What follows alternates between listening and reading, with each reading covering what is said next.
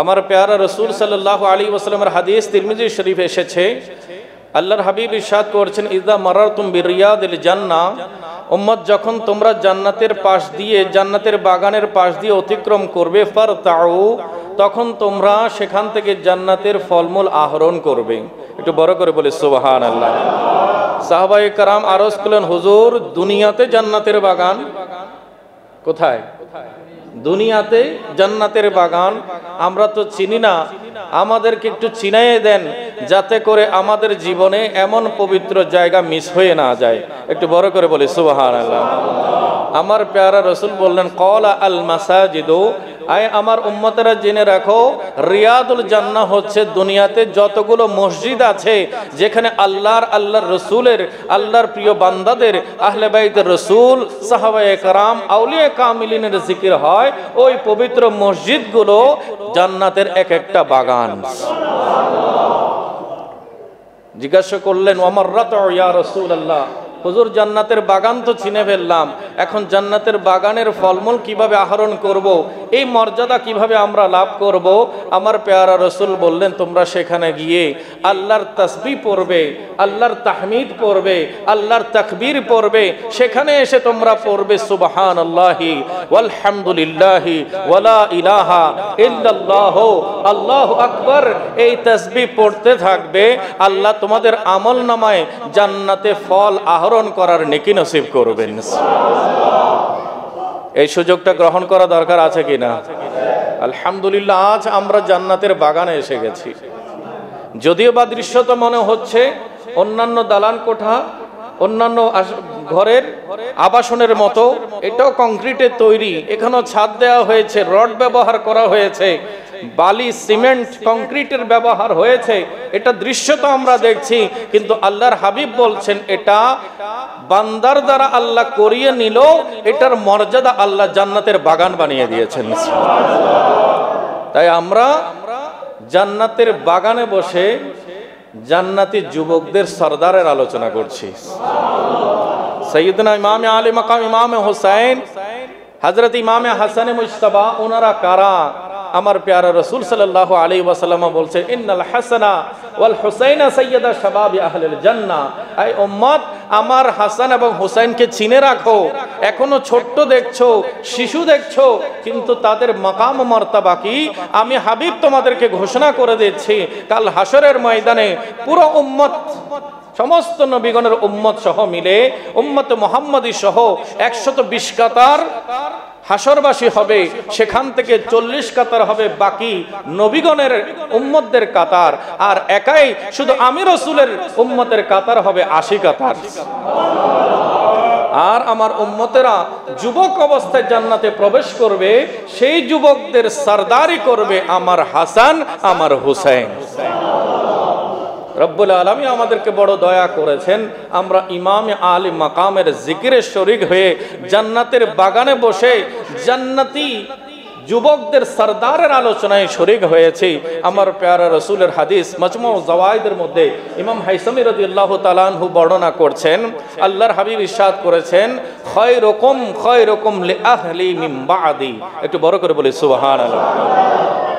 আমার প্যারা রসুল সাল্লাল্লাহু আলাইহি ওয়াসাল্লাম অপর হাদিসে পাক ইরশাদ করেছেন, আমরা শুনেছি, খায়রুকুম মান তাআল্লামাল কুরআন ওয়া আল্লামাহু। তোমাদের সমাজে অর্থবিত্তের বিবেচনায় নয়, বরঞ্চ আমি রসুল তোমাদেরকে ভালো মানুষের, উত্তম মানুষের, শ্রেষ্ঠ বান্দার পরিচয় করিয়ে দিচ্ছি। আমার রসুল বললেন, খায়রুকুম, তোমাদের মধ্যে আফজল বান্দা হচ্ছে সে, শ্রেষ্ঠ বান্দা হচ্ছে সে, উত্তম বান্দা হচ্ছে সে। খায়রুকুম মান তাআল্লামাল কুরআন ওয়া আল্লামাহু, যে কোরআন নিজে শিখে এবং অপরকে শিখিয়ে দেয়। যে কোরআন নিজে শিখে এবং অপরকে শিখিয়ে দেয়। আমার প্যারা রসুল বলছেন, তার সামাজিক স্ট্যাটাস, তার অতি উঁচু মানের, ভালো মানের বসত বাড়ি না থাকলেও আমি রসুল বলছি সে তোমাদের সমাজের মধ্যে শ্রেষ্ঠ মানুষ। একটু বড় করে বলেন সুবহানাল্লাহ। অপর হাদিসে পাক মাজমাউজ জাওয়ায়েদের মধ্যে ইমামে হাইসামি রাদিয়াল্লাহু তাআলা আনহু বর্ণনা করছেন, মুহাদ্দিসিনে কেরাম যে হাদিসের ব্যাপারে মতামত পেশ করেছেন, রিজালুহু সিকাতুন, এই হাদিসের বর্ণনাকারী যারা আছেন সবাই নির্ভরযোগ্য। এই হাদিসের ব্যাপারে কেউ কোনো সন্দেহ পোষণ করার সুযোগ নাই। সে হাদিসে আমার পেয়ারা রসুল কি বলছেন? আমার পেয়ারা রসুল বলছেন, খয়রুকুম খয়রুকুম লিআহলি মিন বাদি, তোমাদের মধ্যে শ্রেষ্ঠ মানুষ হচ্ছে সেই বান্দা যে আমি নবীর পরে আমার আওলাদ আমার পরিবারের সাথে বেশি ভালো আচরণ করবে। তাজ যারা আহলে বাইত রসুল সাল্লাল্লাহু আলাইহি ওয়াসাল্লাম মাহফিল আয়োজন করেছে, এই মাহফিলে যারা বসেছে, এই মাহফিলে যারা শরীক হয়েছে, তারা সমাজের মধ্যে সবচাইতে ভালো মানুষ। তারা সমাজের মধ্যে সবচাইতে ভালো মানুষ, আফজল মানুষ। আমার প্যারা রসুল 1450 বছর আগে এই সুসংবাদ, এই শুভেচ্ছা আমাদের সবাইকে শুনিয়ে দিয়েছেন। একটু বড় করে বলি সুবহানাল্লাহ। সালাতুন ইয়া রাসূলুল্লাহ,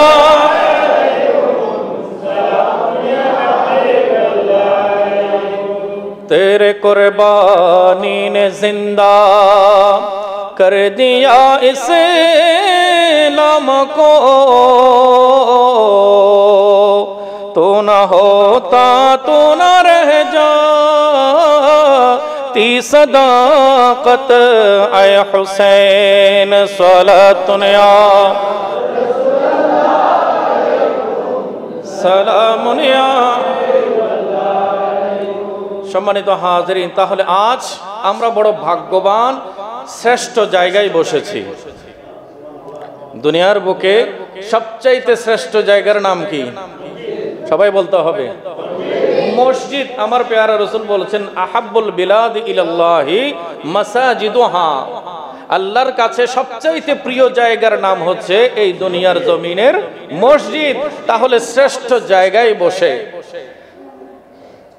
শ্রেষ্ঠ বান্দাদের জিকিরে রত হয়ে আমরা সমাজের শ্রেষ্ঠ বান্দা হওয়ার পরিচয় দিতে এসেছি।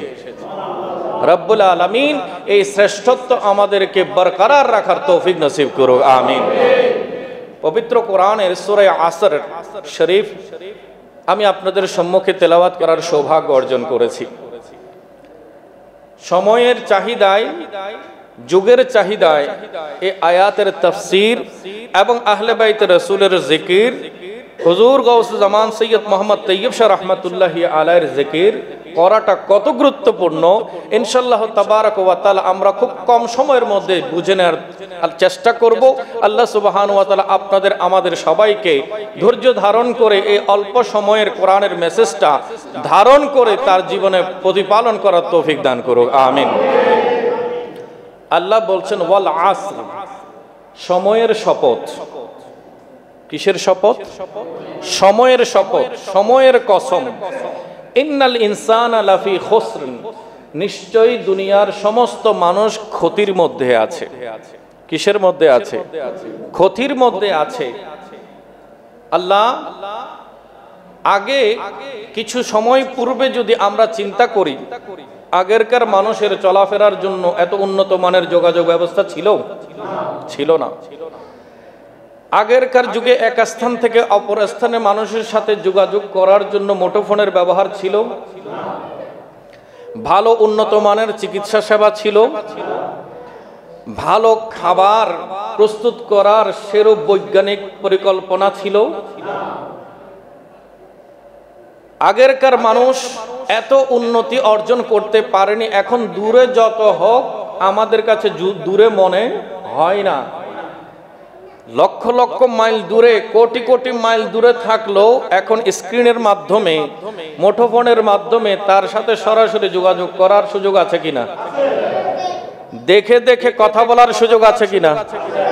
সেখানে কোনো ধরনের বাফারিংও করে না, কোনো ধরনের বেজও যায় না, স্টপও হয় না। সেও কথা বলে, এদিক থেকেও কথা বলে, দুইজনে কথা শুনছে, মনে হচ্ছে যেন সামনাসামনি বসে কথা বলছে। তাহলে বিজ্ঞান এবং বর্তমান সময়ে মানুষের জীবনের মান উন্নয়ন হয়েছে নাকি অবনতি হয়েছে? একটু কথা বলেন। উন্নয়ন হয়েছে। আর আল্লাহ বলছেন ইন্নাল ইনসানা লাফি খুসরিন, নিশ্চয়ই সমস্ত মানুষ ক্ষতিতে রয়েছে। এখন আমরা বলি মানুষ যেতে যেতে মহাশূন্যে চলে যাচ্ছে, মানুষ কোনো কিছুর টাচ ছাড়া শূন্যের মধ্যে চলাচল করছে কিনা? আমাদের সমাজের প্রবাসী ছেলে নাই, বিদেশে তারা কিসে করে যায়? কথা বলেন, বিমানে করে যায়। তো বিমানে সাথে জমিনের সাথে কোনো সম্পর্ক আছে? কোনো কানেকশন আছে? একবারে শূন্যের মধ্যে চলে কিনা? চলে।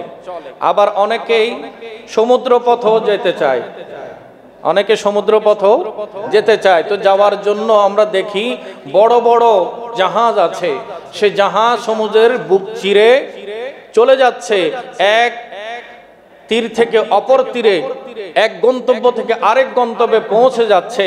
তাহলে সমুদ্র ফেটে জাহাজ নিয়ে মানুষ এক জায়গা থেকে আরেক জায়গায় পাড়ি দিচ্ছে, মহাশূন্যই যাচ্ছে। যোগাযোগ ব্যবস্থা তো উন্নত হয়ে গেল, মুঠোফোনের সাহায্যে মুহূর্তের মধ্যে কোটি কোটি মাইল হাতের মধ্যে এসে গেছে, আমরা একেবারে অতি কাছাকাছি যোগাযোগ করতে পারছি। রব্বুল আলামিন এত কাছে হওয়া সত্ত্বেও এত কিছু অ্যাভেলেবেল হলো, তুমি বলছো মানুষ ক্ষতির মধ্যে আছে, আমাদের বুঝে আসে না। কারণ আমরা তো চোখের সামনে যা দেখি উন্নয়ন আর, একটু কথা বলেন, উন্নয়ন আর, এবং স্লোগান দেয়া হয় কিনা যে উন্নয়ন করছি, আমরা কি করছি?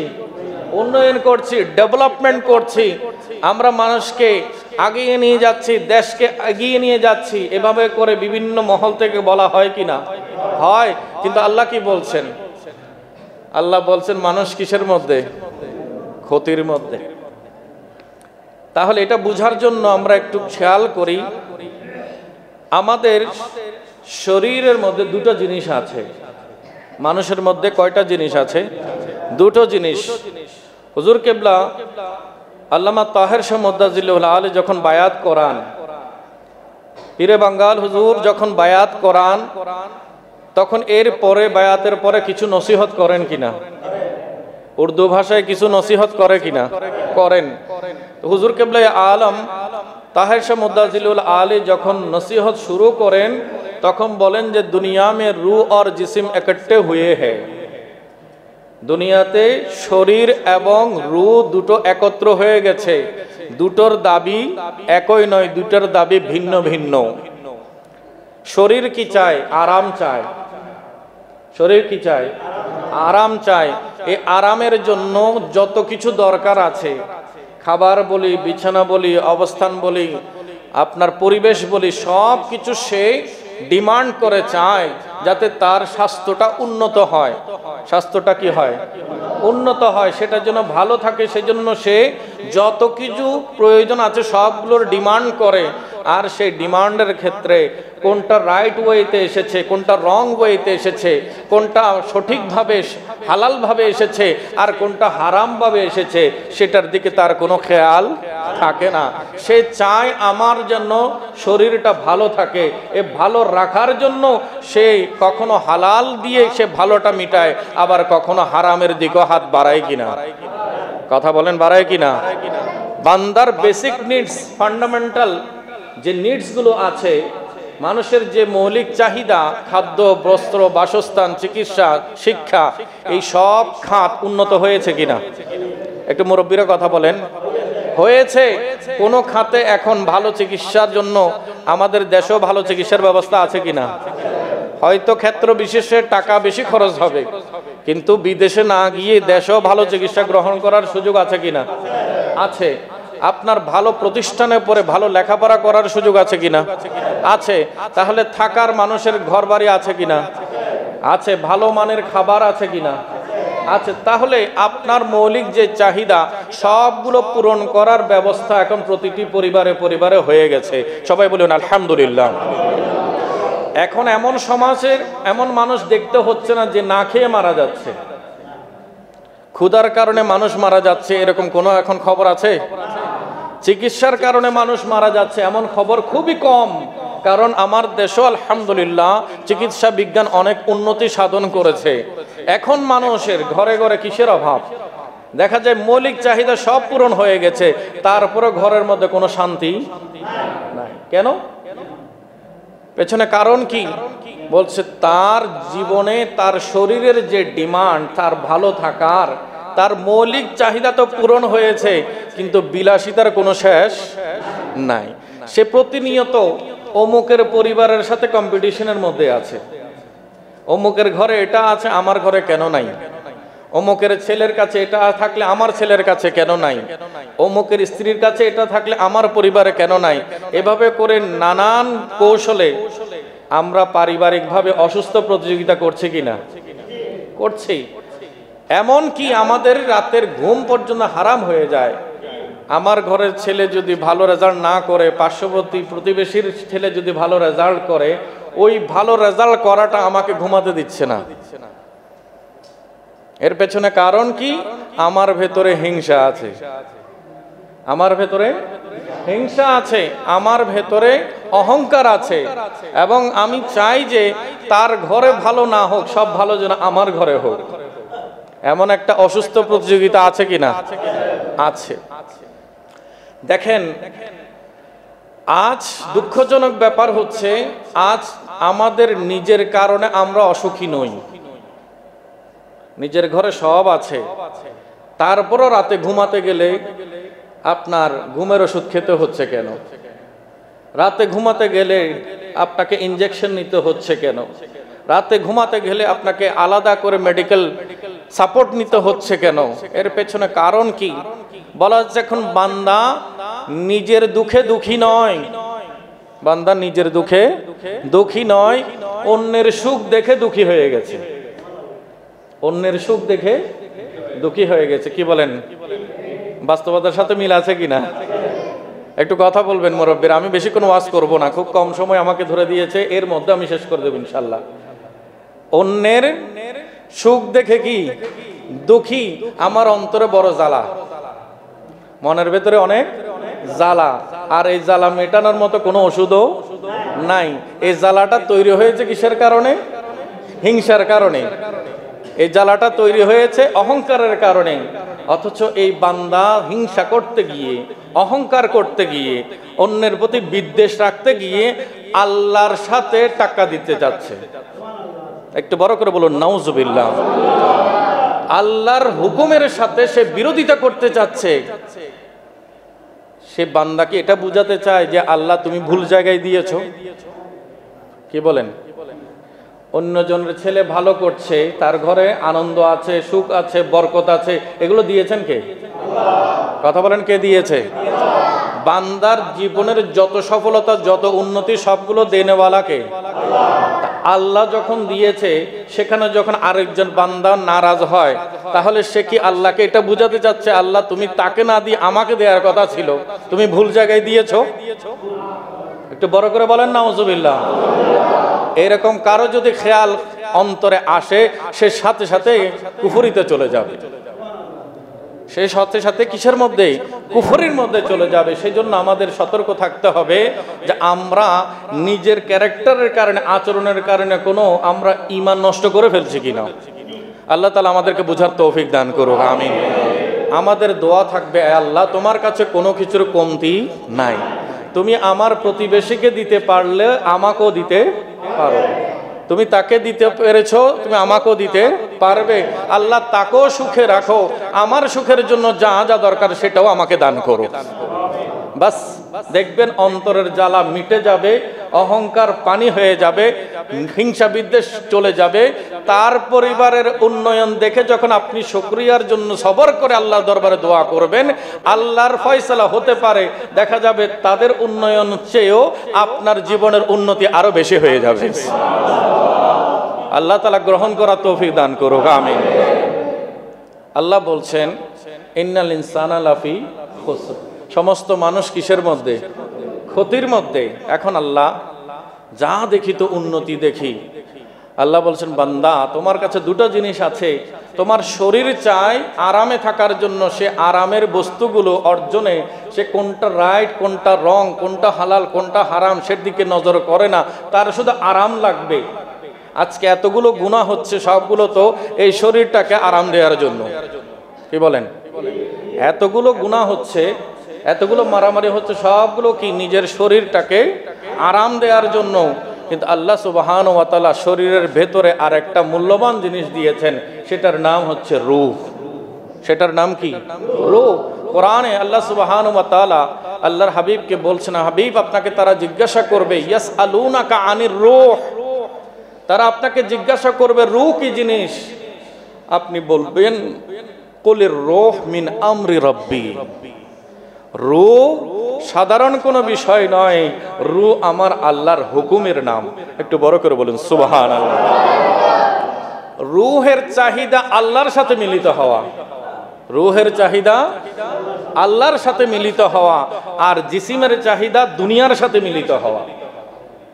জিসিমের শরীরের চাহিদা দুনিয়ার সাথে মিলিত হওয়া, আর রূহের চাহিদা আল্লাহর সাথে মিলিত হওয়া।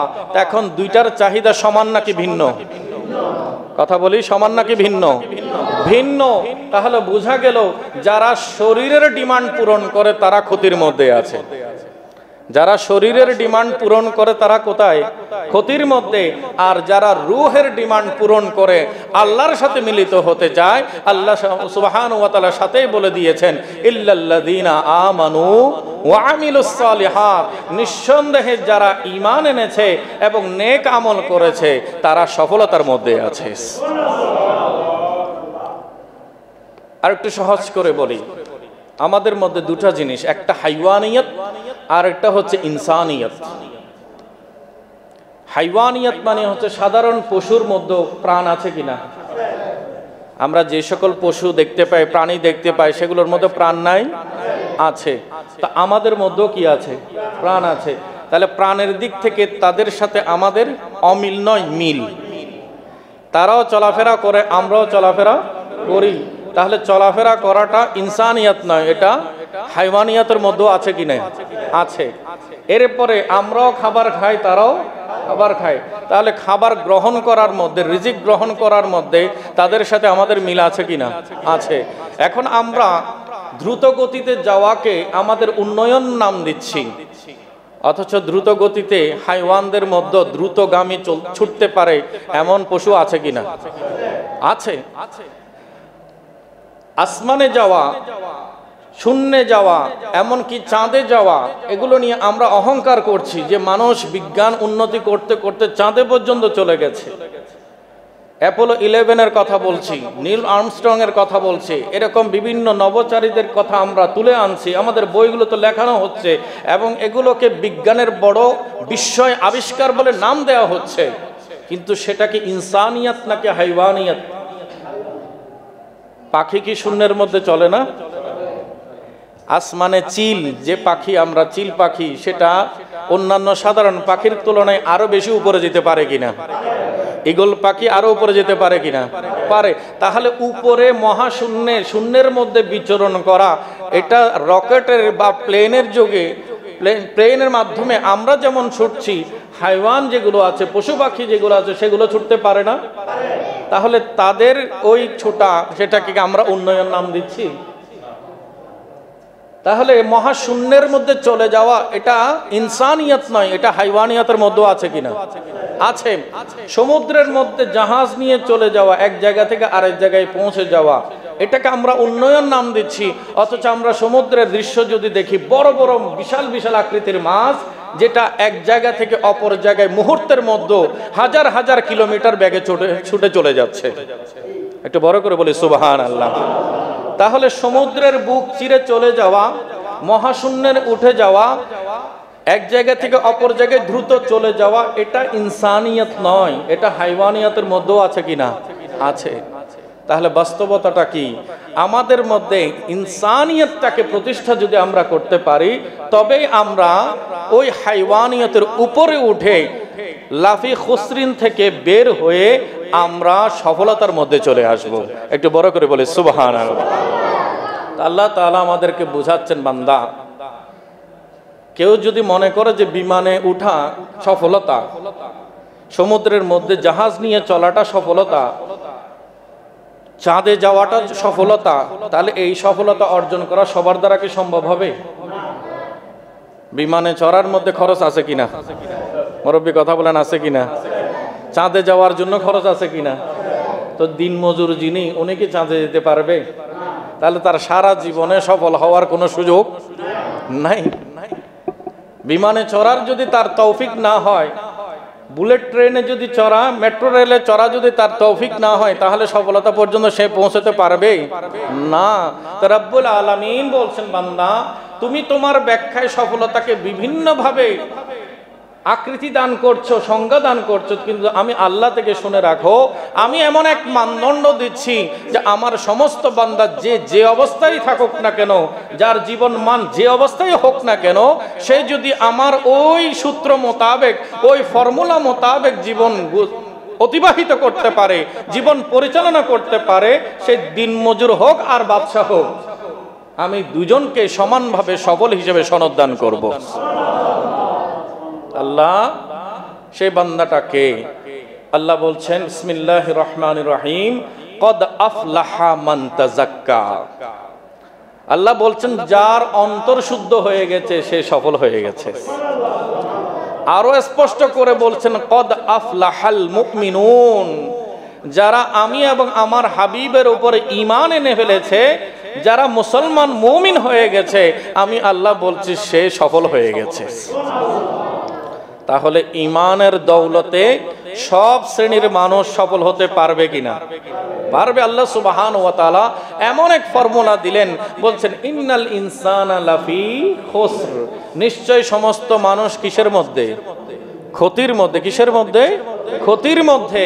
ইল্লাল্লাযীনা আমানু ওয়া আমিলুস সালিহাত, নিঃসন্দেহে তারা ক্ষতি থেকে আলাদা, তারা সফলতার মধ্যে। তারা কারা? আল্লাহ বলছেন ইন্নাল্লাযীনা আমানু, ইল্লাল্লাযীনা আমানু, যারা ঈমান এনেছে, ওয়া আমিলুস সালিহাত, সাথে সাথে নেক আমল করেছে, ওই বান্দারা অবশ্যই অবশ্যই ক্ষতি থেকে আলাদা, তারা সফলতার মধ্যে আছে। একটু বড় করে বলি সুবহানাল্লাহ। সালাতুন ইয়া রাসূলুল্লাহ আলাইকুম সালামুন ইয়া, चैनो आता है मेरे दिल को तमाम,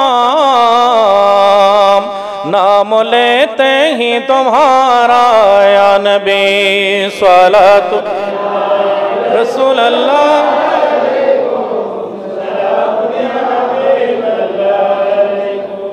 কারবালা কেন সংগঠিত হয়েছে সেটার মূল পয়েন্ট হচ্ছে ইল্লাযীনা আমানু ওয়া আমিলুস সালিহাত। ইয়াজিদ চেয়েছিল হাত, ইয়াজিদ চেয়েছিল হাত, ইমামে আলী মাকাম হাত দেন নাই, মাথা দিয়েছেন। শাহাদাতকে বরণ করে নিয়েছেন, কোরবানি দিয়েছেন। এই কোরবানি দেওয়ার পেছনে কারণ কি? ইল্লাল্লাযীনা, একটু কথা বলেন, ইল্লাল্লাযীনা আমানু ওয়া আমিলুস সালিহাত। কারণ ইয়াজিদের কাছে এই শর্তটা ছিল না, ইয়াজিদের কাছে ঈমানও ছিল না, আমলে সালেহ ছিল না। এই দুইটাই সমৃদ্ধ ছিলেন হযরত ইমামে আলী মাকাম, ইমামে হুসাইন। ইমামে আলী মাকাম ইমাম ছিলেন, ঈমান ছিলেন, এবং ওনার পুরা জিন্দেগিতে আমার প্যারা রাসূলের সুন্নাহ ছিল। একটু বড় করে বলে সুবহানাল্লাহ।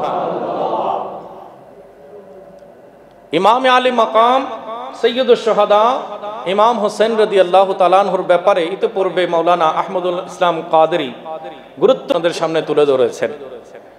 ইনি উচ্চারণ করেছেন হযরত খাজা গরিব নওয়াজ রাদিয়াল্লাহু তাআলা আনহু ইমামে আলী মাকামের ব্যাপারে কি বলেছেন। তা আমিও বেশি দীর্ঘ ওয়াজ না করে সংক্ষেপে আপনাদেরকে বুঝাতে চাই কোরআন ও সুন্নাহর আলোকে। গরিব নওয়াজ বলছে ইমামে আলী মাকাম ইমামে হুসাইনকে তোমরা কি ব্যাখ্যা করবে? আমি তো ওই ইমামে হুসাইনের আওলাদ। তিনি একদিকে হাসানি, অপরদিকে হুসাইনি, নজিবুত তারফাইন, যার সিলসিলার মধ্যে, যার সাজরার মধ্যে হাসান এবং হোসেন দুই ধারার রক্ত প্রবাহিত, ওনাকে নজিবুত তারফাইন বলা হয়। আর হযরত ইমামে হুসাইন রাদিয়াল্লাহু তাআলা আনহু এবং ইমামে হাসান রাদিয়াল্লাহু তাআলা আনহুর আওলাদ ছিলেন হযরত সুলতানুল হিন্দ খাজা গরিব নওয়াজ রাদিয়াল্লাহু তাআলা আনহু। এবং আমরা যে দরবারের মুরিদ হুজুর শাহিন শাহ শ্রীকোট সৈয়দ মোহাম্মদ তৈয়ব শাহ রহমতুল্লাহি আলাইহি ওনাদের সাজরা নিয়েও আমরা যে রিসার্চ গবেষণা করেছি, দুই ধারা দিয়েই ওনারাও নজিবুত তরফাইন, একদিকে ইমামে হুসাইনের আওলাদ, অপরদিকে ইমাম হাসানের আওলাদ। হুজুর গাউসে আজম আব্দুল কাদের জিলানী উনি একদিকে হাসানি আর একদিকে হুসাইনি, এভাবে করে বড় বড় আউলিয়া কারাম ওনাদের জীবনের মধ্যে দুই ধারা সম্মিলিত হয়েছে। একটু বড় করে বলি সুবহানাল্লাহ। গরিব নওয়াজ রহমতুল্লাহি আলাইহি বলছেন বেশি ওয়াজের দরকার নাই, আমিও আমাদের কর্তৃপক্ষ আমাকে যে সময় বেঁধে দিয়েছেন সেই সময়ের মধ্যে শেষ করছি, বেশি ওয়াজের দরকার নেই। গরিব নওয়াজ বলেছেন আমি মাত্র 4 লাইনে ইমাম হোসেন কারবালার জমিনে কেন গিয়েছেন এবং সারা বিশ্বের মুসলমান কেন হুসাইনি হয়ে থাকবে সেটার রহস্য তোমাদেরকে বয়ান করে দিচ্ছি। কয় লাইনে? 4 লাইন। তিনি বলছেন শাহ আস্তে হুসাইন, শাহ আস্তে হুসাইন, বাদশাহ আস্তে হুসাইন। দুনিয়ার যত সম্মান ও মর্যাদা সবগুলো হুসাইনের জন্য, আর দুনিয়ার আখিরাতের যত বাদশাহী সবগুলো হুসাইনের জন্য। বাদশাহীর নামই হচ্ছে হুসাইন। গরিব নওয়াজ ইমামে আলী মাকাম ইমামে হুসাইনের তো বড় কোনো রাজপ্রাসাদ ছিল না, ওনার তো বড় সিংহাসন ছিল না, উনি তো কখনো ক্ষমতার চেয়ারে বসেননি, উনি তো কখনো রাষ্ট্র পরিচালনার দায়িত্বভার গ্রহণ করেননি। উনি কিভাবে বাদশাহ হলেন? তাহলে বোঝা যাচ্ছে দৃষ্টিভঙ্গির মধ্যে পার্থক্য আছে কিনা, নজরিয়াতের মধ্যে দৃষ্টিভঙ্গির মধ্যে কি আছে? পার্থক্য আছে। গরিব নওয়াজ রাদিয়াল্লাহু তাআলা আনহু আমাদেরকে বুঝাচ্ছেন আজ 1450 বছর হতে চলেছে ইমামে আলী মাকাম ইমামে হুসাইন রাদিয়াল্লাহু তাআলা আনহু শহীদ হয়েছেন 61 হিজরিতে, আর এখন 1447 হিজরি। 1447 হিজরি বিয়োগ করলে প্রায় 1000 বছরের কাছাকাছি। তাহলে দীর্ঘ 1000 বছর পর্যন্ত হুসাইন জিন্দা আছে কিনা? হুসাইনের আলোচনা আছে কিনা? হুসাইনের কথা, হুসাইনের নামের বরকত আমাদের অলিতে গলিতে সমাজে আছে কিনা? এখানে যারা বসেছেন এখানের মধ্যে কয়েকজন হুসাইন পাওয়া যাবে, যার নাম আহমদ হুসাইন, যার নাম মোহাম্মদ হুসাইন, যার নাম কামরুল হুসাইন, যার নাম ইমাম হুসাইন, যার নাম মোহাম্মদ হুসাইন, হাজি হুসাইন, এরকম নাম সমাজে আছে কিনা? আছেন। তো এটার পেছনে কারণ কি? যে 1000 বছর হলো হুসাইনের আলোচনা বন্ধ হয়নি। যুগ গিয়েছে, কাল গিয়েছে, অনেক রাষ্ট্রপ্রধান চেয়ারে এসেছে, চেয়ার থেকে গিয়েছে, তাদের কথা বলার কেউ আছে? তাদের আলোচনা করার কেউ আছে? নাই। তাহলে উনি কিভাবে বাদশাহ হলেন? হযরতে শাহজাদা হুজুর সৈয়দ আহমদ শাহ মুদ্দাজিল্লাহুল আলী আমাদেরকে শিখিয়ে দিয়েছেন, বলছেন जो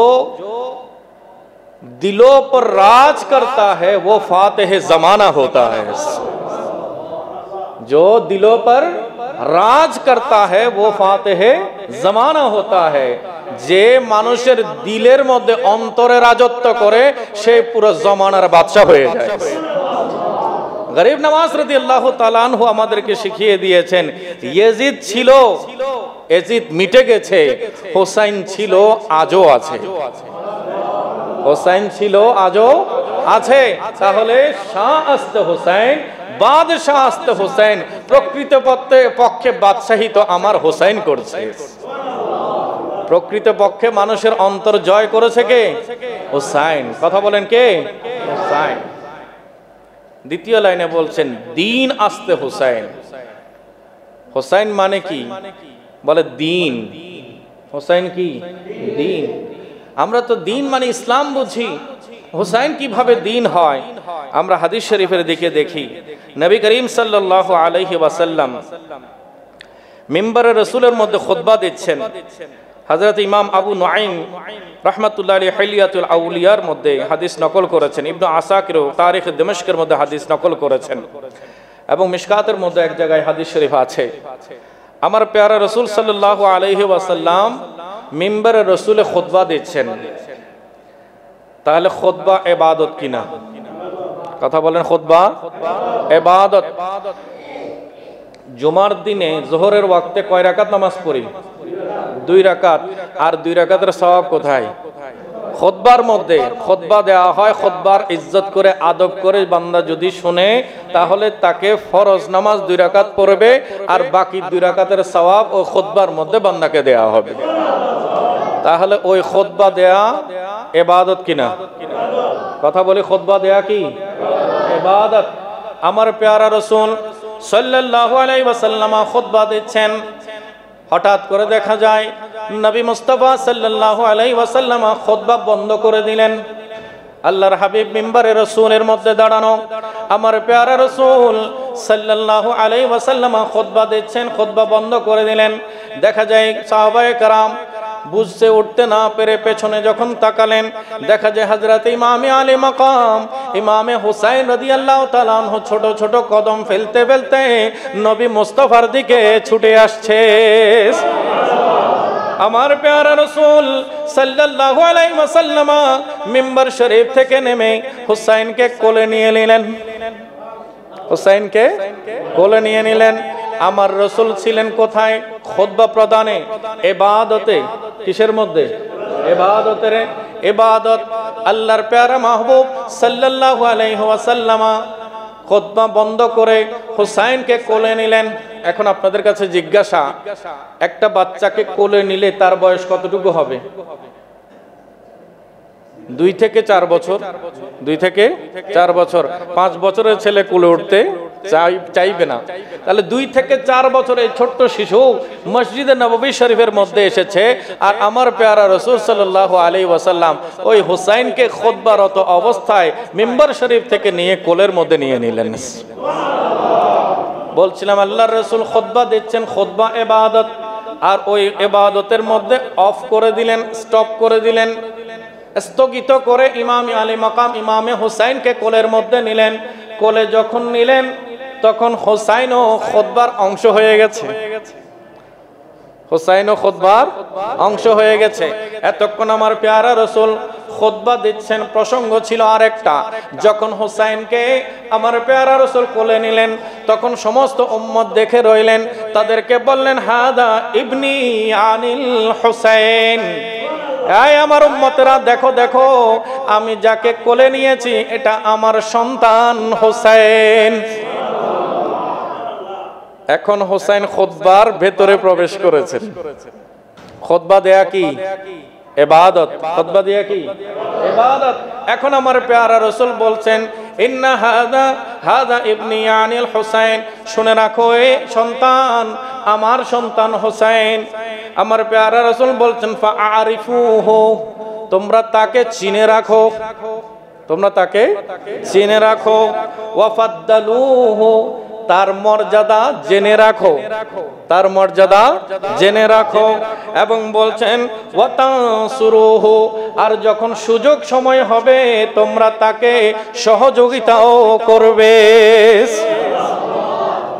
তাহলে কি বোঝাতে চাচ্ছিলাম? ইমাম হুসাইনকে যখন আমার প্যারা রাসূল কোলে নিলেন, খুতবার সাবজেক্ট পরিবর্তন হয়ে গেছে। খুতবার সাবজেক্ট পরিবর্তন হয়ে গেছে। মানে কি? হুসাইন দিন থেকে আলাদা নয়, হুসাইন ইসলাম থেকে জুদা নয়, হুসাইনই দিন, হুসাইনই দিন। কারণ আমার প্যারা রাসূল বলছেন, আমার এই সন্তান হুসাইনকে তুমি চিনে রাখো, তার মর্যাদা জেনে রাখো, তাকে তোমরা সহযোগিতা করো। একটু বড় করে বলুন সুবহানাল্লাহ। তাহলে হুসাইনকে চেনার নাম ইবাদত, হুসাইনকে চেনার নাম ইবাদত, হুসাইনকে জানার নাম ইবাদত, হুসাইনকে সহযোগিতা করার নাম ইবাদত। তাহলে মূল কথা কি? দিন আসতে হুসাইন, দিন আসতে হুসাইন, হুসাইনই দিন। একটু বড় করে বলি সুবহানাল্লাহ। এরপরে বলছেন দিন পানাহ আসতে হুসাইন, দিনের আশ্রয়ের ঠিকানা হচ্ছে হুসাইন। দিন মুক্তি পেয়েছে, পানা পেয়েছে, আশ্রয় পেয়েছে, নিরাপত্তা পেয়েছে কোথায়? বলছে হুসাইনের কাছে। একটু বড় করে বলুন সুবহানাল্লাহ। সেটা কিভাবে বুঝবো? হাদিস শরীফ থেকে আমরা দেখি, নবী করিম সাল্লাল্লাহু আলাইহি ওয়াসাল্লামের প্রিয় সাহাবী হযরত সাইয়েদনা আবু হুরায়রা রাদিয়াল্লাহু তাআলা আনহু এর আগে আরেকটা ছোট্ট মিসাল দিয়ে বলে দিই, আমার প্যারা রসুল সাল্লাল্লাহু আলাইহি ওয়াসাল্লাম নামাজের পেশ মসাল্লায় আর ইমামে আলী মাকাম ইমামে হুসাইন হযরত ফাতেমা জাহরার কামরা থেকে বের হয়ে মসজিদে নববীর দিকে রওনা হয়ে গেছেন। হযরতে হাদিসটি মুসনাদে আহমদের মধ্যে আছে ৭৪২১ নম্বর হাদিসে পাক। عن أبي هريرة رضي الله تعالى عنه قال كان رسول الله صلى الله عليه وسلم يصلي فجاء الحسن حسين فركبا বলছেন হযরতে ইমাম আলী মাকাম ইমামে হুসাইন রাদিয়াল্লাহু তাআলা আনহু আমার প্যারা রাসূল যখন নামাজের ইমামতি করছেন তখন ছোট্ট ছোট্ট কদম দিতে দিতে নবী মুস্তাফার পেশ মুসল্লায় এসে গেছেন। একটু বড় করে বলি সুবহানাল্লাহ। আসার পরে নবী মুস্তাফা যখন রুকু করলেন, রুকুর পরে সাজদায় গেলেন, ওই সাজদায় যাওয়ার পরে ইমামে আলী মাকাম ইমামে হুসাইন আমার প্যারা রাসূল থেকে আদর নেয়ার জন্য, সোহাগ নেয়ার জন্য নবী মুস্তাফার পিঠ মোবারকে উঠতে উঠতে আমার প্যারা রাসূলের কাঁধ মোবারকের উপরে গিয়ে বসে গেলেন। আমার রাসূল ইবাদতে, রাসূল কোথায়? ইবাদতে। নামাজ কার জন্য? কথা বলি তাড়াতাড়ি। নামাজ কার জন্য? আল্লাহর জন্য। রাসূলুল্লাহ নামাজে মাথা দিয়েছেন কার জন্য? আল্লাহর জন্য। এখন আমার প্যারা রাসূল ভাবছেন, এখন যদি আমি মাথা উঠিয়ে নিই তাহলে আমার ছোট্ট সন্তান হুসাইন আমার কাঁধ মোবারক থেকে পড়ে যাবে, সে যদি পড়ে যায় ব্যথা পাবে, তার চোখে পানি আসবে, সে কান্না করবে। আমি হাবিব যতক্ষণ পর্যন্ত হুসাইন আমার কাঁধে আছে, আমি হুসাইনকে জন্য, হুসাইনকে ফেলে দেওয়ার জন্য বা কষ্ট পাওয়ার জন্য আমি মাথা যদি উত্তোলন করি আমার সন্তান কষ্ট পাবে, তার চোখে পানি আসবে, আমি রাসূল তার চোখের পানি সহ্য করতে পারবো না। আমার প্যারা রাসূল সিদ্ধান্ত নিলেন হুসাইন যতক্ষণ ইচ্ছা ততক্ষণ আনন্দ করবে, আমি রাসূল আল্লাহর ইবাদত লম্বা করে দেব। রাসূলুল্লাহ মাথা দিয়েছেন কার জন্য? মাথা উঠাচ্ছেন না কার জন্য? হুসাইনের জন্য। মাথা উঠাচ্ছেন না কার জন্য? হুসাইনের জন্য। তাহলে কি বুঝলাম? যে মাথা দিয়েছেন আল্লাহর জন্য, উঠাচ্ছেন না হুসাইনের জন্য। তাহলে হুসাইন কি? বলে হুসাইনকে রাজি করার নামই হচ্ছে দিন। হুসাইনকে রাজি করার নামে কি? দিন। তো হুসাইন যেহেতু আমার প্যারা রাসূলের কাঁধ মোবারকের উপরে আছে, আমার প্যারা রাসূল মাথা উঠাচ্ছেন না। गिरने नहीं देते हैं कंधों से नवासे को, बड़ो करो बोले सुभान अल्लाह। गिरने नहीं देते हैं कंधों से नवासे को, क्या खूब के नबियों का सुल्तान भी हुसैनी है, ये दिल भी हुसैनी है, ये जान भी हुसैनी है। আমাদের অন্তর জুড়ে হুসাইন রয়েছে, আমাদের জীবন জুড়ে হুসাইন রয়েছে। ये दिल भी हुसैनी है, ये जान भी हुसैनी है। সবাই বলে ये दिल भी हुसैनी है, ये जान भी हुसैनी है। सद शुक्र के अपना को ईमान भी हुसैनी है। আল্লাহর দরবারে শত শত শুকরিয়া আদায় করি, আল্লাহ আমাদেরকে হুসাইনি ঈমান নসিব করেছেন। गिरने नहीं देते हैं कंधों से नवासे को। আমার প্যারা রাসূল নামাজে আছেন আর হুসাইনকে নিজের কাঁধ মোবারক থেকে নিচে পড়তে দিচ্ছেন না। বাহ্যিক থেকে দৃশ্য মনে হয় নামাজের মধ্যে আমার প্যারা রাসূল হুসাইনি হয়ে গেছেন। অর্থাৎ হোসাইন যেটাতে রাজি, রাসূলুল্লাহ সেটাতে রাজি। হোসাইন যেটাতে খুশি, আমার রাসূলও সেটাতে খুশি। তো রাসূল যেটাতে খুশি সেটাতে, বলেন না, রাসূল যেটাতে খুশি সেটাতে আল্লাহ খুশি। একটু বড় করে বলি সুবহানাল্লাহ। তা রাসূলুল্লাহ মাথা দিয়েছেন আল্লাহর জন্য, মাথা উঠান নাই হোসাইনের জন্য। বুঝিয়ে দিয়েছেন দিন আসতে হোসাইন, আমার হোসাইনকে দিন থেকে জুদা করিও না। যে হোসাইনের সাথে আছে সে দিনের সাথে আছে। দিন পানা আসতে হোসাইন। সাইয়েদনা আবু হুরায়রা রাদিয়াল্লাহু তাআলা আনহু আল্লাহর দরবারে বারবার দোয়া করতেন।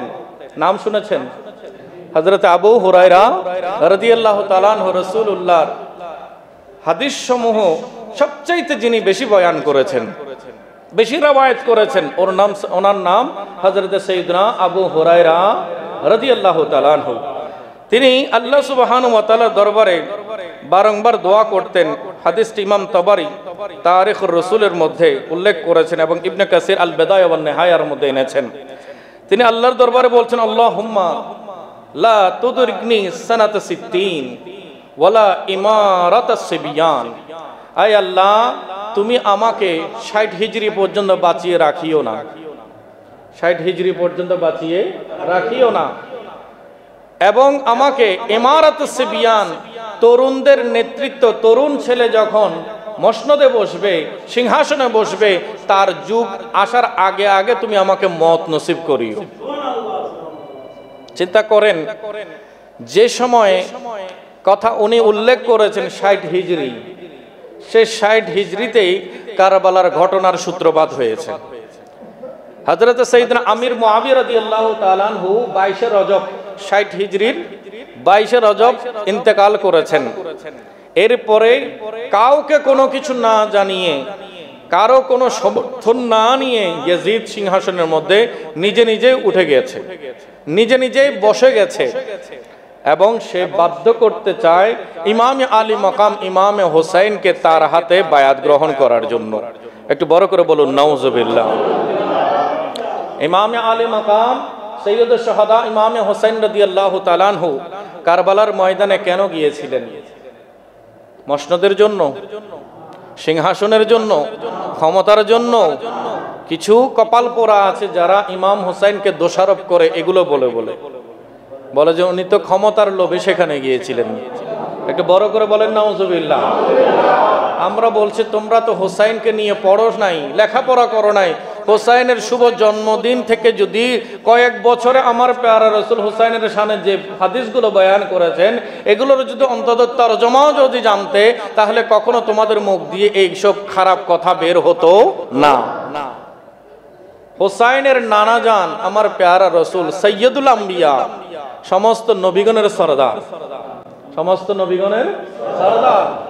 হোসাইনের আম্মাজান হযরত খাতুনে জান্নাত ফাতেমাতুজ জাহরা রাদিয়াল্লাহু তাআলা আনহা, আমার প্যারা রাসূল বলছেন ইন্না ফাতেমাতা সাইয়্যিদাতু নিসাই আহলিল জান্নাহ। কাল কিয়ামতের ময়দানে আমার উম্মত সহ সমস্ত উম্মতের রমণীরা যখন জান্নাতে প্রবেশ করবে, সেই জান্নাতি রমণীদের সরদার হবে আমার ফাতেমা। আর হাসান হোসেনের ব্যাপারে তো আমার রাসূল বলে দিয়েছেন জান্নাতি যুবকদের সরদার। তো জিনাদের জন্য দুনিয়াতেও সরদারি তো আছে, আখিরাতেও আছে কিনা? আখিরাতে ওনাদের বাদশাহী আছে কিনা?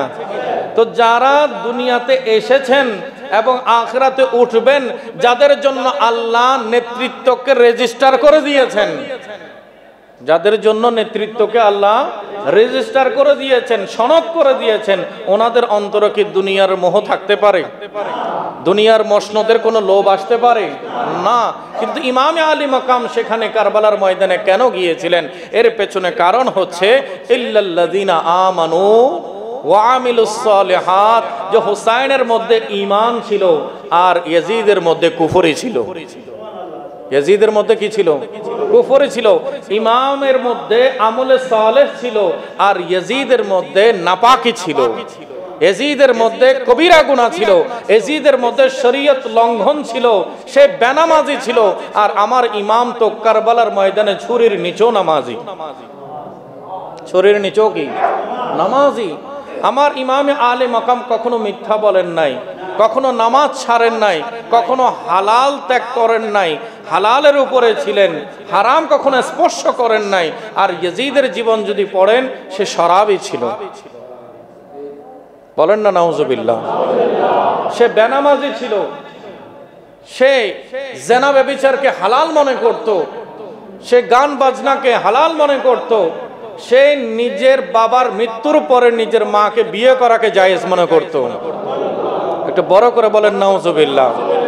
তাহলে এমন বদকার, এমন বদখাসলতওয়ালা তার হাতে ইমাম হোসেন হাত দিবেন? হযরত ইমাম আবু হুরায়রা রাদিয়াল্লাহু তাআলা আনহু, সাইয়েদনা আবু হুরায়রা রাদিয়াল্লাহু তাআলা আনহু আল্লাহর দরবার দোয়া করতেন, আল্লাহ তুমি আমাকে 60 হিজরি পর্যন্ত বাঁচিয়ে রাখিও না। কেন? তখন ইসলামের মধ্যে অসুস্থতা এসে যাবে, ইসলাম রোগাক্রান্ত হয়ে যাবে। যে ইসলামের অনুসারীরা নবীর আওলাদের গায়ে হাত তুলতে পারে,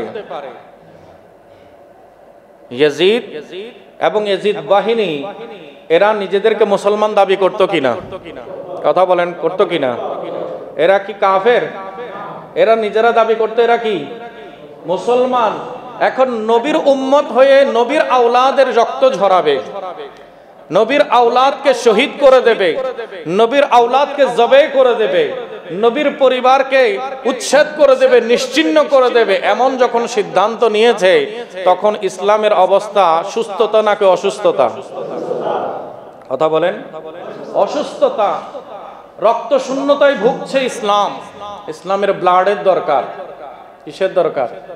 ব্লাডের দরকার।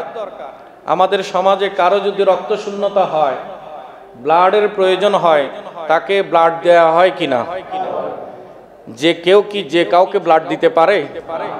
ব্লাড দেওয়ার আগে গ্রুপ চেক করতে হয়। ব্লাড দেওয়ার আগে কি করতে হয়?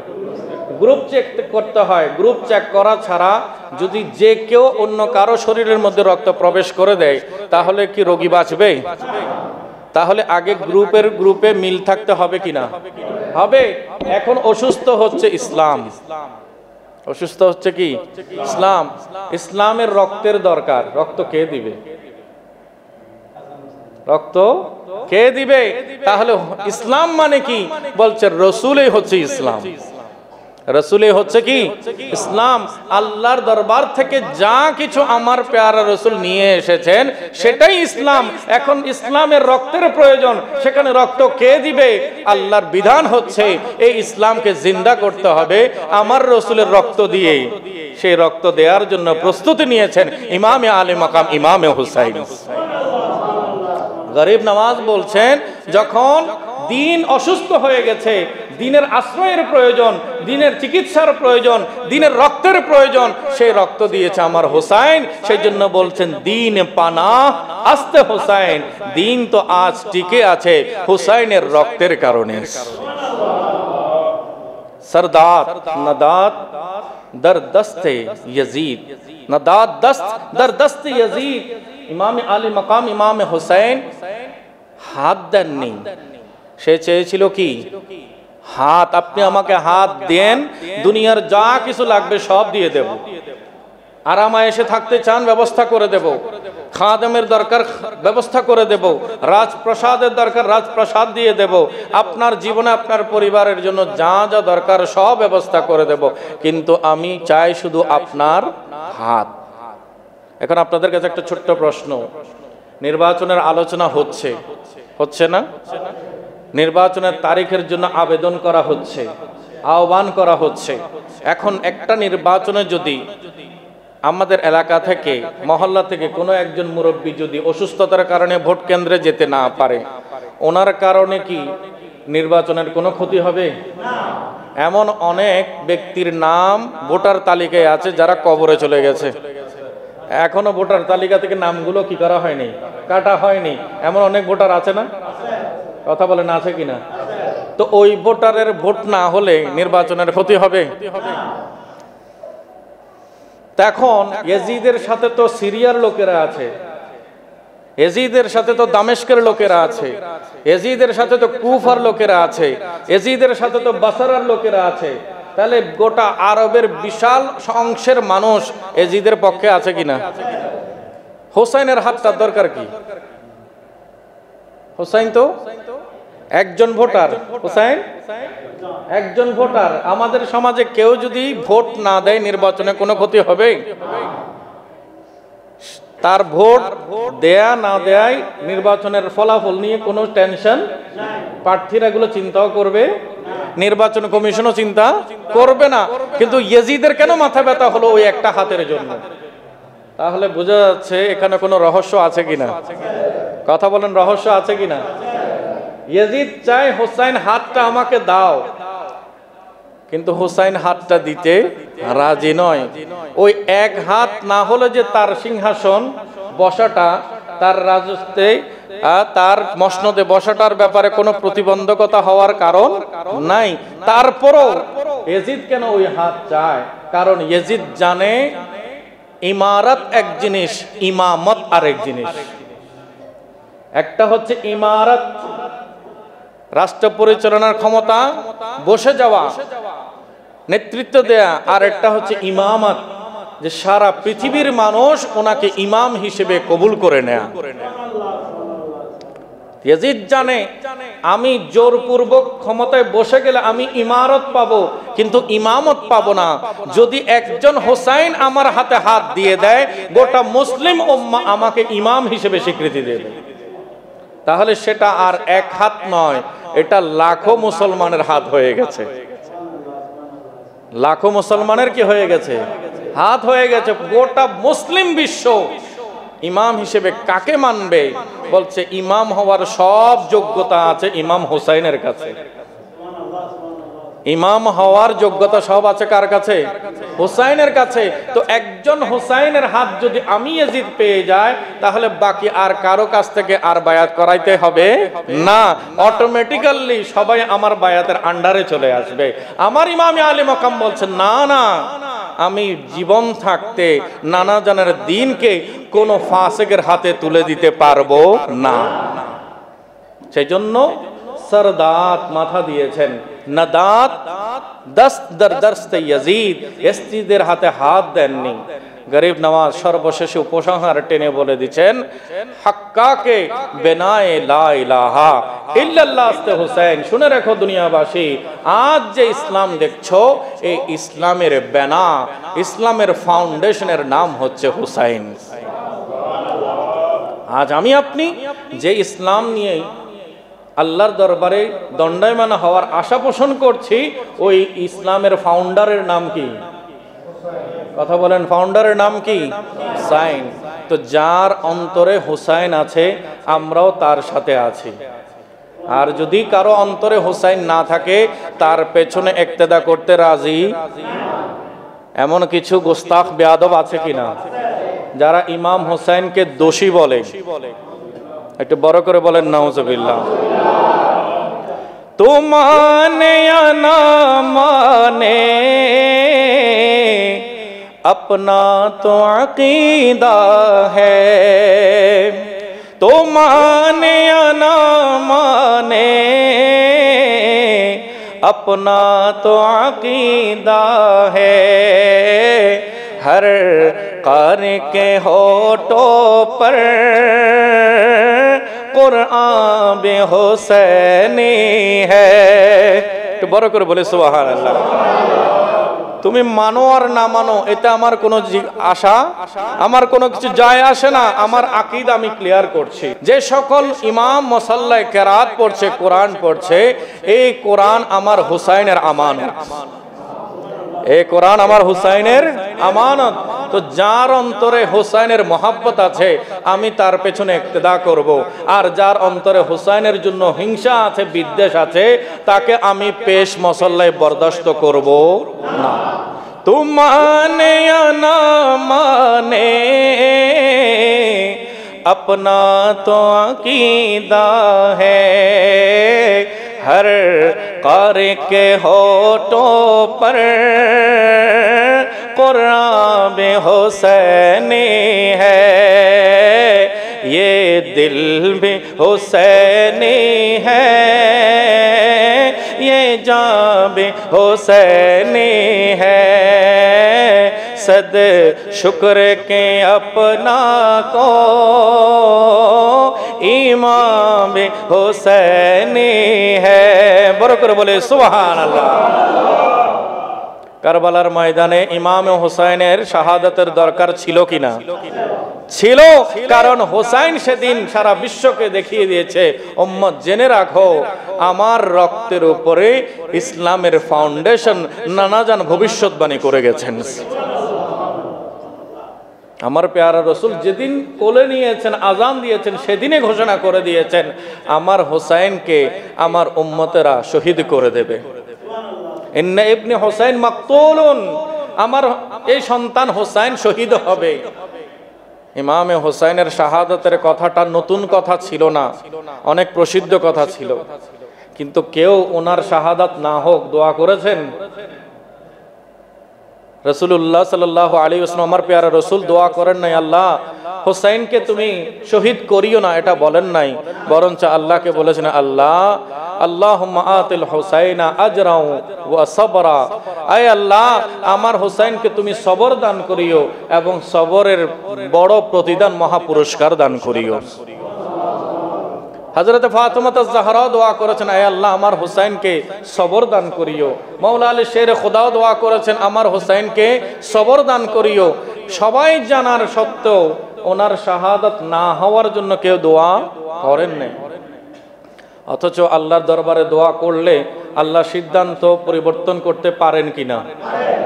হযরতে ইসমাইল আলাইহিস সালামকে জবে করার হুকুম দিয়েছিলেন কে?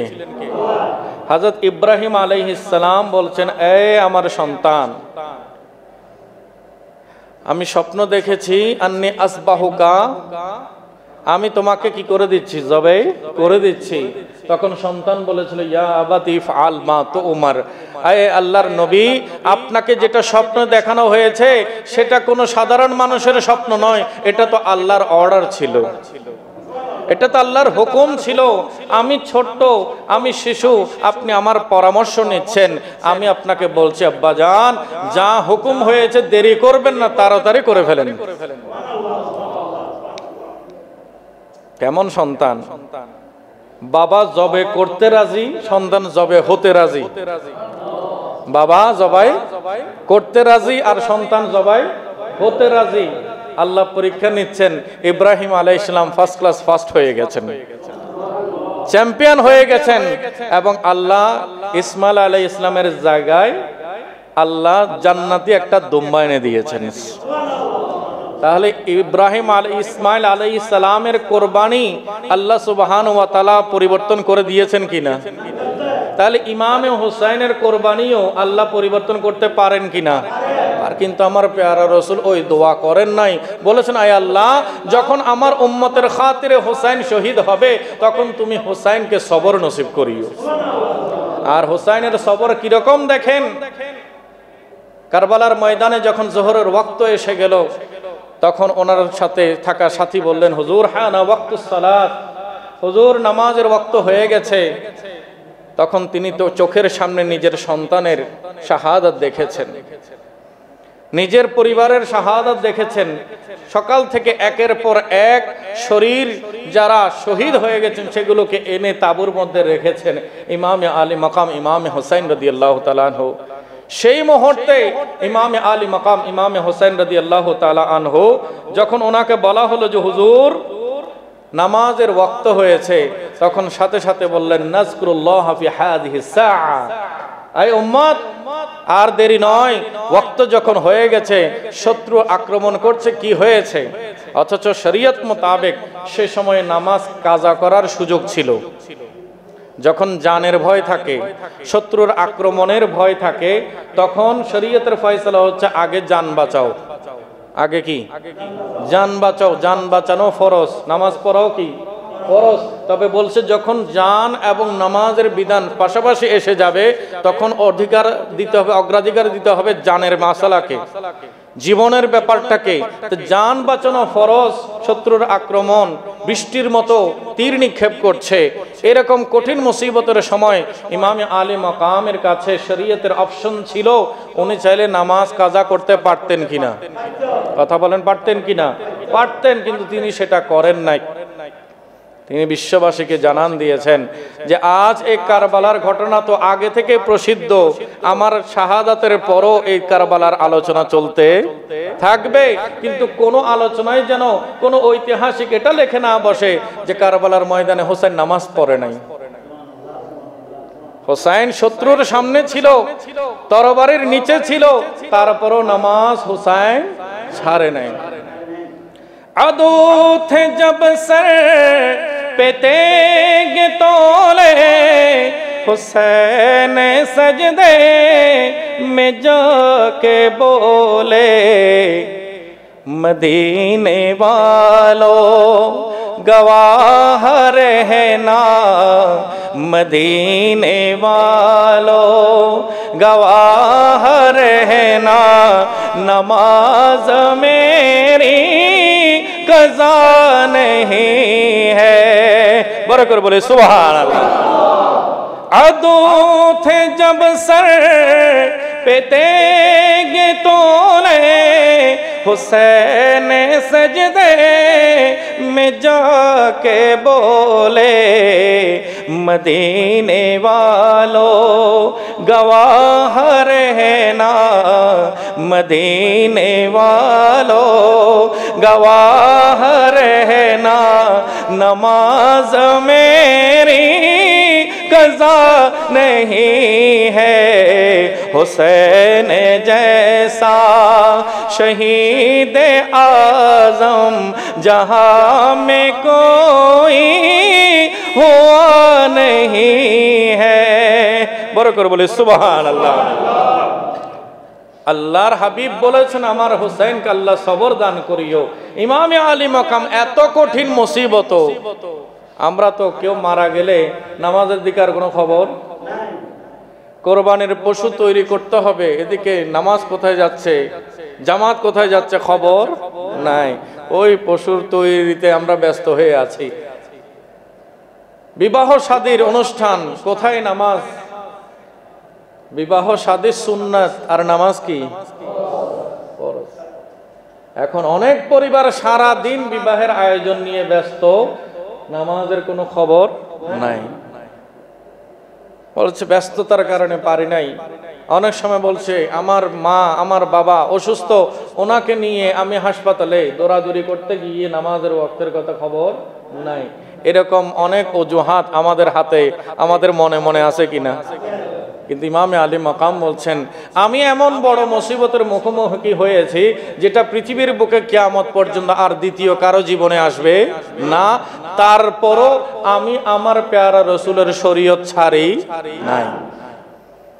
তাই আবেগকে নিয়ন্ত্রণ করে যারা হুসাইনি আদর্শে আসবে তাদের জীবনে অবশ্যই শরীয়তে ইসলামিয়া থাকতে হবে। শরীয়তে মুহাম্মাদি যার জীবনে আছে সেই প্রকৃত হুসাইনের প্রেমিক। আর যদি শরীয়তকে তোয়াক্কা না করে শুধু আমি হুসাইনে হুসাইনে বলে, এই দাবিটা মিথ্যা দাবি, এই দাবিটা মিথ্যা দাবি। আলে রসুল আল্লামা গাউসুজ্জামান তৈয়ব শাহ রহমাতুল্লাহি আলাই তিনি আমাদেরকে বারংবার শিখিয়ে দিয়েছেন আহলে বাইতকে ভালোবাসতে হবে, রসুলুল্লাহকে ভালোবাসতে হবে, আহলে সুন্নাত ওয়াল জামাতের কাশতিয়ে নূহের সাথে থাকতে হবে। আমার পেয়ারা রসুল বলছেন আহলু বাইতি কা সাফিনাতি নূহ, আমার আহলে বাইত হচ্ছে নূহ আলাইহিস সালামের কাশতি। আর গাউসুজ্জামান সৈয়দ মোহাম্মদ তৈয়ব শাহ রহমাতুল্লাহ আলাই উনিও হচ্ছেন আল্লাহর মাহবুবের আহলে বাইত, উনিও আওলাদ রসুল। তো উনিও আমাদেরকে একটা কাশতিয়ে নূহ চিনিয়ে দিয়েছেন। সেটা কি? জান্নাত নিশান জামিয়া আহমদিয়া সুন্নিয়া। এই কাশতিয়ে নূহের সাথে আমাদের সম্পর্ক করতে বলেছে। তাই যে কোনো মাসালা, যে কোনো বিষয়, যে কোনো সমস্যায় আমাদের সমাধানের জন্য আমাদের দেখতে হবে কার দিকে? জামিয়ার দিকে। ও সেখান থেকে যে কথাগুলো যে রেফারেন্সগুলো, যে তথ্যগুলো সরবরাহ করা হচ্ছে, মনে রাখবেন হাজার হাজার ওলামায়ে কেরামের গবেষণার মধ্য দিয়ে সঠিকটা, জাতির জন্য যেটা গুরুত্বপূর্ণ আসল কথা, সেটাই জামিয়া থেকে সরবরাহ করা হচ্ছে। আমরা শুধু তৈয়ব শাহ রহমাতুল্লাহি আলার জীবনী থেকে এতটুকুই গ্রহণ করব যে উনি আমাদেরকে নবীকে কিভাবে ভালোবাসতে হয় সেটার বাস্তবতা শিখিয়ে দিয়েছেন। ইশকে মুস্তাফা দিয়া হে পীর তৈয়ব শাহ নে, लाखों को एक जा किया है पीर तैयब शाह ने। बरकत बोले सुभान अल्लाह। নবীকে কিভাবে ভালোবাসতে হয়, নবীর ইশক মুস্তাফা আমাদেরকে দিয়েছেন সৈয়দ তৈয়ব শাহ রহমাতুল্লাহ আলাইহি। আর এই প্রেমের কাফেলায় একজন দুজন নয়, লক্ষ লক্ষ আশিক রাসূলকে তিনি একত্র করে দিয়েছেন। इश्क़ मुस्तफ़ा दिया है पीर तैयब शाह ने, लाखों को एक जा किया है पीर तैयब शाह ने। अहले सुन्नत का है मरकज़ अहमदिया सुन्निया, अहले सुन्नत का है मरकज़ अहमदिया सुन्निया, कश्ती है नो कह दिया है पीर तैयब शाह ने, लाखों को एक जा किया है पीर तैयब शाह ने। इश्क़ मुस्तफ़ा दिया है पीर तैयब शाह ने, लाखों को एक जा किया है पीर तैयब शाह ने। বড় করে বলে সুবহানাল্লাহ। মানুষের খেদমত করা, সৃষ্টির খেদমত করা, পরিবেশের খেদমত করা, দেশের খেদমত করা, বিদেশিদের খেদমত করা, আপনের খেদমত করা, পরের খেদমত করা, কোনো ভেদাভেদ ভুলে সব মানুষের খেদমত করার তালিমের জন্য হুজুর কিবলা গাউসুল জামান তৈয়ব শাহ রহমাতুল্লাহি আলাইহি গাউসিয়া কমিটি বাংলাদেশ প্রতিষ্ঠা করেছেন। সেটার বাস্তব প্রমাণ গাউসিয়া কমিটি দিয়েছে কিনা? দিয়েছে। আজ আপনও খুশি, গাউসিয়া কমিটির নাম শুনলে আপনেরাও খুশি, পরেরাও খুশি। সবাই বলে দেশের যত ধরনের সমস্যা আসুক না কেন, সেটা কোভিড আকারে আসুক, সেটা আগুন আকারে আসুক, সেটা পানি আকারে আসুক, বন্যার সময় অগ্নিকাণ্ড, কোভিডের সময় মানুষের অক্সিজেন সেবা, মানুষের জানাজা, দাফন, কাফন সব কিছুতে গাউসিয়া কমিটির অবদান আছে কিনা? এবং স্থায়ী অবদান কিয়ামত পর্যন্ত সত্যিকার আলেমে দিন তৈরির জন্য হুজুর কিবলা আলম সারা বাংলাদেশে 200-এরও অধিক প্রতিষ্ঠান এই গাউসিয়া কমিটির ভাইদের খেদমতের মাধ্যমে পরিচালনা করছেন। তা আমাদের জন্য একটাই মূল সবক হবে, আমরা নবীর রঙে রঙিন হয়ে যাব। আমরা আওলাদে রসুলের রঙে রঙিন হয়ে যাব। আমাদের চলাফেরা, আমাদের কথাবার্তা, আমাদের লেনদেন, আমাদের আচার আচরণ, আমাদের গতিবিধি, আমাদের একে অপরের সাথে মেলামেশা, সমাজে অবস্থান, আমাদের সব ক্ষেত্রে নবী মুস্তাফার সুন্নার আমলে থাকতে হবে, আওলাদ রসুলের নির্দেশ মোতাবেক থাকতে হবে। এবং আমাদেরকে কেউ দেখে যেন সাথে সাথে আমাদের মুর্শিদের কথা স্মরণ করে, আমাদেরকে দেখে যেন আমার নবীর কথা স্মরণ হয়ে যায়। অনেক তো সময় পার করলাম, আমার নাম অমুক, আমি অমুক বাড়ির ছেলে, অমুক বংশের ছেলে, অমুক স্কুলের ছাত্র, অমুক প্রতিষ্ঠানের অমুক, বিভিন্ন পরিচয়ে আমরা সমাজের মধ্যে চষে বেরিয়েছি। এখন একটু নিজেকে নবীর নামে পরিচিত করার সময় এসেছে। নিজেকে নিজের মুর্শিদের নামে পরিচিত করার সময় এসেছে। আমরা যেন এমনভাবে চলি আমাদেরকে দেখে যেন আমাদের মুর্শিদের সন্ধান, আমাদের পেয়ারা মাহবুব, আমাদের পেয়ারা রসুলের সন্ধান মানুষ পেয়ে যায়। ফনা তো ইতনা हो जाओ मैं तेरे ज़ात आली में, फना तो इतना हो जाओ मैं तेरे ज़ात आली में, जो मुझको देख ले उसको तेरा दीदार हो जाए। বড় করে বলে সুবহানাল্লাহ। ইয়া রাসূলুল্লাহ, ইয়া হাবিবাল্লাহ, আমি এমন ভাবে আপনার উত্তম আদর্শ, আপনার সুন্নতে বিলীন হয়ে যাব, আমাকে কেউ যখন দূর থেকে দেখবে, দেখে দেখে বলবে দেখো দেখো আশিকে রসুল দেখা যাচ্ছে, দেখো দেখো সত্যিকার নবী প্রেমিক দেখা যাচ্ছে। আমাদেরকে দেখে যেন সবাই বলে দেখো দেখো তৈয়ব শাহর মুরিদ দেখা যাচ্ছে। আমার আপনার আচরণ, আমার আপনার চলাফেরা সবগুলো যেন মুর্শিদের মনসা মোতাবেক হয়। হুজুর কেবলে আলম যে সকল নির্দেশ আমাদেরকে দিয়েছেন সেগুলো যত বেশি আদব সহকারে পালন করবেন, জীবনে আল্লাহ তত বেশি সম্মানিত করবেন। এখন যে যেখানে যাচ্ছেন ইজ্জত আছে কিনা? গাউসিয়া কমিটির ভাইরা যে যেখানে যাচ্ছেন, যখন গাউসিয়া কমিটির পরিচয় দেয়, গাউসিয়া কমিটির কোটিটা পরে বের হয়, মানুষে এমনি রাস্তায় কত মানুষ হাঁটাচলা করে, কে কার খবর নেই, কে কাকে শোনে, কে কাকে জানতে চায়। কিন্তু যখন গাউসিয়া কমিটির ভাইরা যায়, মানুষ তাদেরকে মহব্বতের সাথে সালাম দিতে থাকে। তো সালামটা কেন আসে? মহব্বত থেকে আসে, ভালোবাসা থেকে আসে। আমাদের কোনো যোগ্যতা নাই, আমার পেয়ারা রসুলের আওলাদ আমাদেরকে খরিদ করে নিয়েছেন। আমরা বায়াত গ্রহণ করেছি।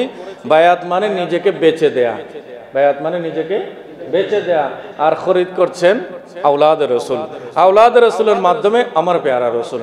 এভাবে করে আমরা আল্লাহর পেয়ারা হয়ে যাচ্ছি, আল্লাহর বান্দাদের পেয়ারা হয়ে যাচ্ছি। রব্বুল আলামিন আপনাদের আমাদের সবাইকে কবুল করুক, আমিন। আমার কথাবার্তায় একটু যদি কেউ কষ্ট পেয়ে থাকেন আমাকে ক্ষমা সুন্দর দৃষ্টিতে দেখবেন। আর আমরা যদি আজকে কিছু পেয়ে যাই সেগুলো যেন হারিয়ে না বসি।